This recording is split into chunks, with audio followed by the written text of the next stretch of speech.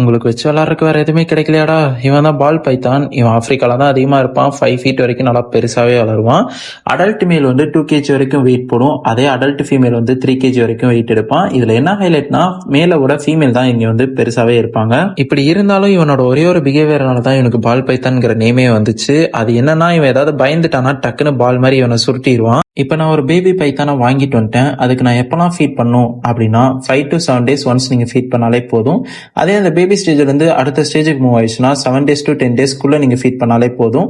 அடல்ட்லாம் வந்துட்டாங்கன்னா நீங்கள் 10 days to 14 days once நீங்கள் ஃபீட் பண்ணாலே போதும். அந்த அடல்ட் ஸ்டேஜை தாண்டி ரொம்ப பெருசாகவே இருக்காங்க அப்படின்னா 2 to 3 weeks ஒன்ஸ் மட்டும் நீங்கள் ஃபீட் பண்ணாலே போதும்.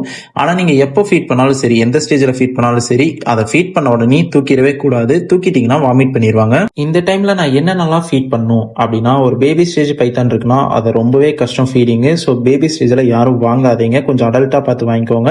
அப்படி நீங்கள் பேபிலே வாங்கிட்டீங்கனாலும் மைஸ் தான் ஃபீட் பண்ணுற மாதிரி இருக்கும். அவங்களுக்கு ஹண்ட் பண்ண தெரியாது. நீங்கள் ஏதாவது ஸ்டிக்கில் வச்சு தான் அவங்களுக்கு பக்கத்தில் கொடுத்து ஃபீட் பண்ணுற மாதிரி இருக்கும். அதே அடல்ட்லாம் போயிடுச்சுன்னா உங்களுக்கு பிரச்சனையே இருக்காது. ரேட் கொடுக்கலாம், மைஸ் கொடுக்கலாம், சிக்கன்ஸ்லாம் கொடுக்கலாம், நல்லாவே எடுத்துப்பாங்க. அவங்களுக்கு ஹண்ட் பண்ணுறதுக்கும் தெரிஞ்சிருக்கும். அடுத்ததாக டேங்க் செட்டப் குள்ளலாம். டேங்க் செட்டப்பை பொறுத்த வரைக்கும் டேங்குக்குள்ள கீழே வந்து கோகோனட் ஃபைபர் வச்சு ஒரு லேயரை செட் பண்ணுங்க. அது உங்களுக்கு கிடைக்கலைன்னா மரத்தெல்லாம் சீவி போட்டு அந்த தூள் இருக்கும் பாத்தீங்களா, அதை கூட நீங்க போடலாம். நிறைய ஹைடிங் ஸ்பாட் வைங்க. முடிஞ்ச வரைக்கும் ஒரு 2 ஹைடிங் ஸ்பாட்டாவது வைங்க. அப்பதான் இவன் வந்து ஸ்ட்ரெஸ் இல்லாம இருப்பான். டாப் எல்லாமே பக்காவா க்ளோஸ்ல இருக்கணும். ஒரு சின்ன கேப் கூட இருக்கக்கூடாது இவன் எஸ்கேப் ஆகிற மாதிரி. ஆனா ஏர் வென்டிலேஷன்ல மிஸ் பண்ணிடாதீங்க. அதையும் கரெக்டா நீங்க செட் பண்ணிருக்கணும்.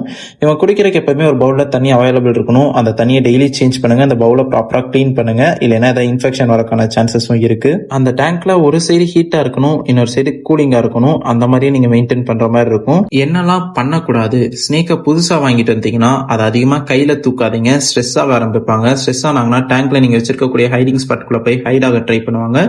பாடியை ரோல் பண்ணுவாங்க. ஃபீடிங் டயத்துல அவங்கள எப்போதுமே கையில தூக்காதீங்க. தூக்குனீங்கன்னா உங்களுக்கு தான் பிரச்சனை வரும். அப்படி என்ன பிரச்சனை வரும்னா, சின்னதா உங்களுக்கு அடிப்பாங்க, வேற எதுவும் பண்ண மாட்டாங்க. சொல்றதெல்லாம் பார்த்தா அந்த பாம்பை கையிலே தூக்க முடியாது போலயே அப்படின்லாம் யோசிக்க வேணாம். கையில தூக்கலாம். அதுக்குன்னு சில ரூல்ஸ் இருக்கு. என்னன்னா, சடனா பாம்புக்கு தெரியாம பின்னாடி இருந்து தூக்குறது, அதுக்கப்புறம் டக்குன்னு அதை பயமுறுத்தி தூக்குறது, அந்த மாதிரிலாம் எதுவும் பண்ணாம ஸ்லோவா மூமெண்ட்ஸ் கொடுத்து அதை நல்லா வாட்ச் பண்ண வச்சுட்டு அதுக்கப்புறம் தூக்குங்க. எந்த பிரச்சனையும் இருக்காது. ஃபீடிங் டயத்துல கண்டிப்பா கையை நீங்க பக்கத்துல கொண்டு போகவே கூடாது. சாப்பிட்டதுக்கு அப்புறமும் நீங்க தூக்க கூடாது.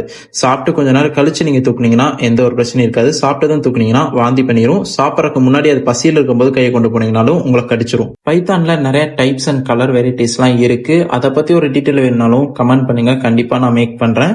அப்படியே ஒரு சப்ஸ்கிரைப் பண்ணிருங்க.